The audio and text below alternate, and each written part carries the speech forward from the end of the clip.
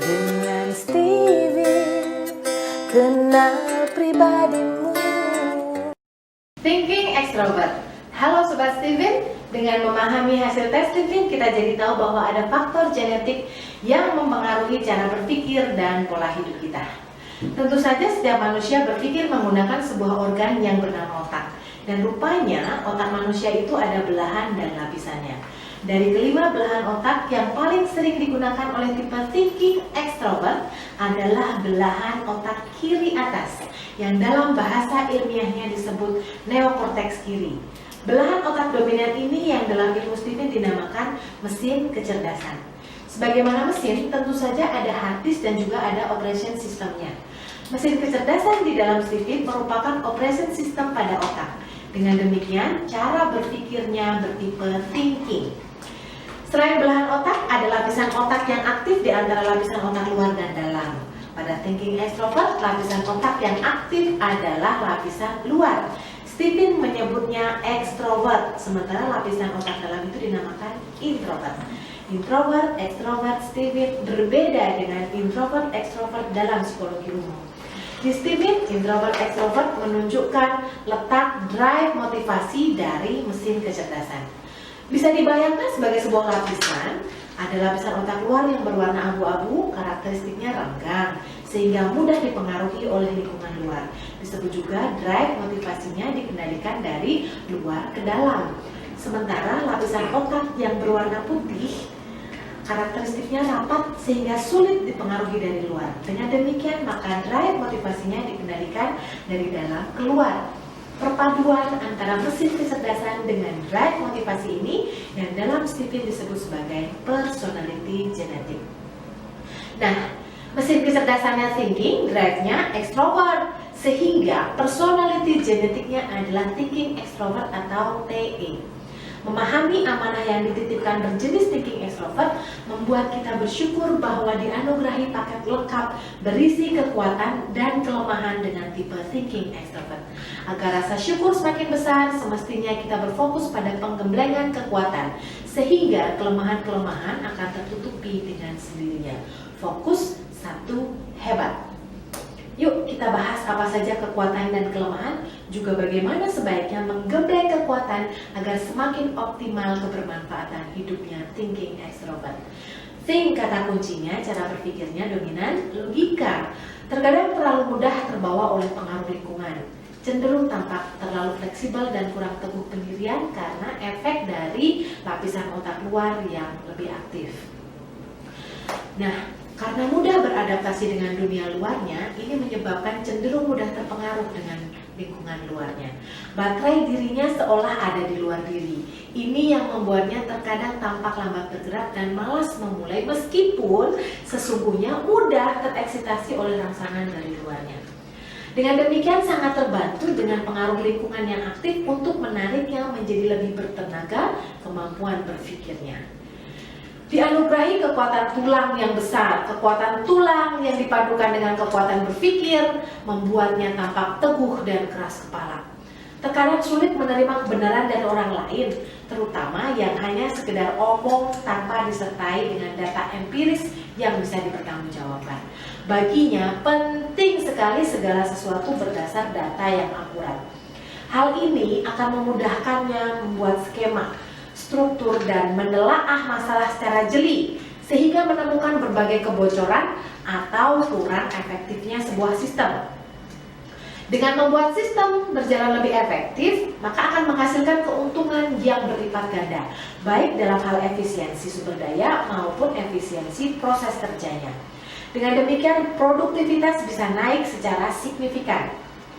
Sebagai orang yang cenderung keras kepala, dia melihat segala sesuatu dengan kacamata objektivitasnya. Seringkali tak memandang siapa yang bicara, namun akan lebih fokus pada hal apa yang dibicarakan. Dengan melihat secara objektif ini, maka akan berusaha untuk membuat perlakuan yang adil pada segala hal. Bila ada masalah, maka dia akan berusaha untuk menyelesaikan masalah ini dengan adil. Bila ada yang minta pendapat, maka dia akan berusaha untuk memberikan pandangan objektifnya sehingga tampak adil untuk semua pihak. Dia lebih senang memikirkan segala sesuatu yang diamanahkan padanya hingga tuntas. Berusaha menyusun metode penyelesaian penyelesaian masalah dengan menggunakan logika, sehingga pekerjaan dianggap tuntas dan berhasil dengan baik. Dengan pola pandang yang seperti ini, seringkali dia dianggap berwibawa sebagai pemimpin dan sering mendapat peluang untuk menjadi pemimpin. Bila ada orang lain yang memberi masukan secara logis, dia pasti bisa mendengarkan argumentasi logis tersebut. Tentu saja hasil akhirnya akan masih bergantung dengan otoritasnya sebagai penentu kebijakan. Baginya, keadilan dan logika harus berjalan dengan efektif dalam sistem yang menjadi kendalinya. Itu sebabnya dia seringkali dianggap bertangan dingin dalam menyelesaikan masalah. Bila tak mendapatkan peran untuk memegang kendali tersebut, dia rasanya seperti pecundang dan menjadi hilang motivasinya. Apalagi bila terkena penyakit yang namanya rasionalisasi, yaitu banyak memberikan alasan logis yang sesungguhnya akan menjadi penyebab kegagalannya. Untuk itu, kecerdasan logikanya semestinya dioptimalkan dengan memperbanyak prestasi kemenangan tanpa banyak alasan. Ya, dia menyukai kompetisi yang adil dan sistematis. Dia akan berusaha keras untuk mengusahakan selalu menjadi pemenang. Bila jalur kemenangan ini dibukakan untuknya, dia menjadi begitu bersemangat untuk mengusahakan yang terbaik. Dia senang mengelola segala sesuatu secara sistematis. Pola atasan bawahan dan berkesan militer menjadi cara yang mudah baginya untuk diaplikasikan dalam menggunakan otoritasnya. Nah, dalam mengendalikan organisasi, dia juga sering memberikan instruksi, bahkan dalam urusan sosial dan cinta. Cara berpikirnya masih akan terbawa, sehingga dalam memperlakukan orang lain terkadang menganggap mereka seperti bawahan. Hal ini seringkali membuatnya tampak angkuh dan bosi si tukang ngatur. Dia kurang peka pada perasaan, maka agak sulit mengartikan cinta. Ini seperti lagu berikut ini.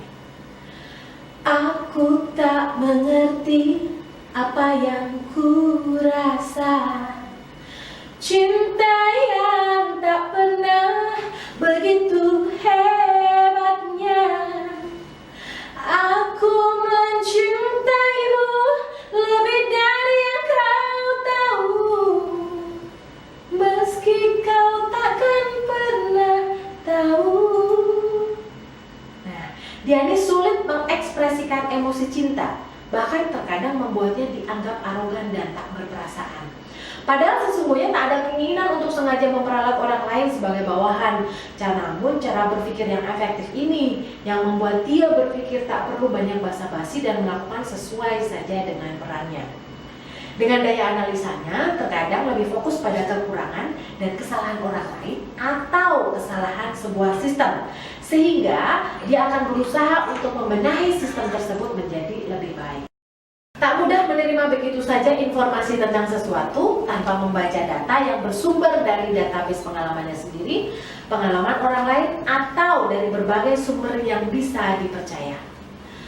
Kesannya seperti orang yang ngeyel, argumentatif, dan banyak alasan, meskipun terkadang alasan yang dia berikan memang terkesan logis. Hal ini sering menjadi permasalahan baginya dalam berhubungan sosial. Tak jarang orang merasa tersinggung dengan sikapnya. Untuk itu dia perlu melatih diri agar lebih bisa mendengarkan orang lain, menerima kebenaran dari orang lain, dan tak selalu menganggap orang lain adalah musuh yang harus ditaklukkan. Dia perlu belajar lebih rendah hati untuk bisa bekerja sama dengan orang lain, menghargai bahwa setiap orang dianugerahi kehebatan masing-masing yang sesungguhnya akan menambah banyak keuntungan baginya bila bekerja sama dengan mereka. Dari semua potensi tersebut, rasanya akan menjadi mubazir bila tidak dioptimalkan. Dan sebagai bentuk syukur tertinggi kepada Allah, maka semestinya dia menggunakan kekuatan positifnya semakin menambah keahlian dalam hal efektivitas dan akurasi, serta mempercepat pengambilan keputusan. Kesungguhan kebiasaan berdasar makanan yang harus dilakukannya adalah menahan rasa angkuh dan sombong dengan banyak beristighfar. Banyak istighfar, thinking extrovert, Anda luar biasa. Steven, gue banget.